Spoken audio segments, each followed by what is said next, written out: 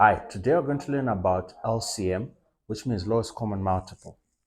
And as you remember, last time we learned about highest common factor, but now it's lowest common multiple. Why not highest common multiple? Because by definition, a multiple is any number that is divided into completely by another number.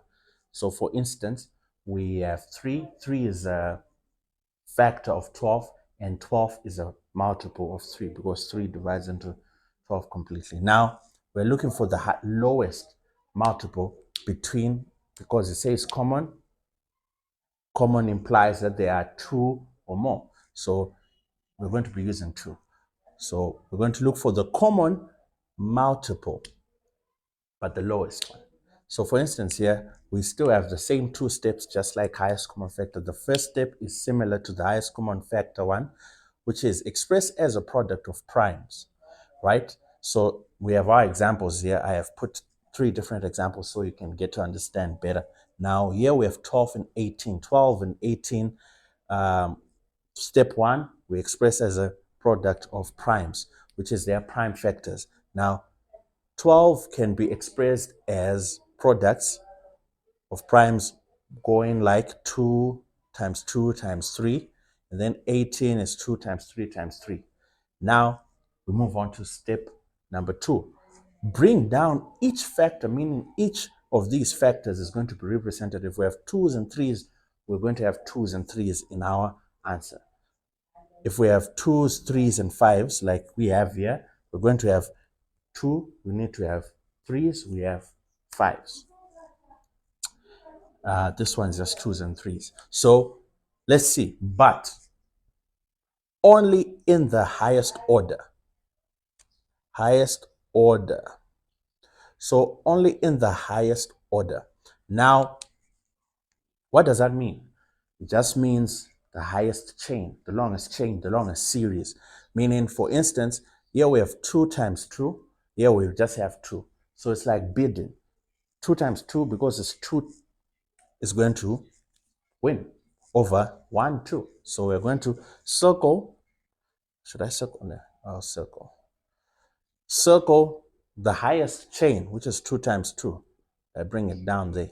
And then here I come down and I also circle the highest chain, which is 3 times 3, right?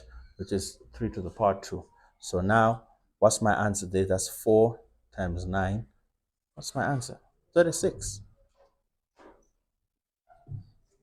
That's the lowest common multiple. You can check for yourself. Don't take my word for it. And then now, over here, we have 2 times 2 times 3. Here we have 2 times 3 times 3. And again, we only take the highest order. So we're going to have to take out 2s. We're going to have to take out 3s. We're going to have to take out 5s. Now, there goes our 2s. We leave this one out because it's already been outbidded. And then we take 1, 3. This is very important. When you have a 3 here and a 3 here, just take 1, because 1 is the highest chain of 3. So 1, 3 is enough. And then same thing for 5. It doesn't have to be common. That's another mistake a lot of people make, thinking, okay, because there's a 3 in here and 3 there, I took a 3. There's no 5 in here, so we leave the 5. No, it doesn't need to be common. We're taking everything. No leaving things around. Everything goes. All right, so 4 times 3, that's 12, times 5, 60.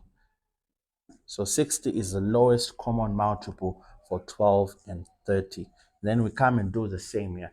I want you to pause and try and attempt this for yourself, and then we'll see if we have the same answer. But anyway, so same thing here. This is the highest chain of 2's.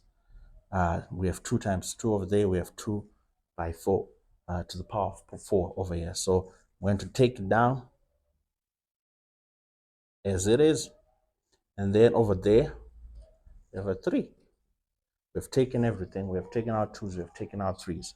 And then 4, that's 48. That's how it's done.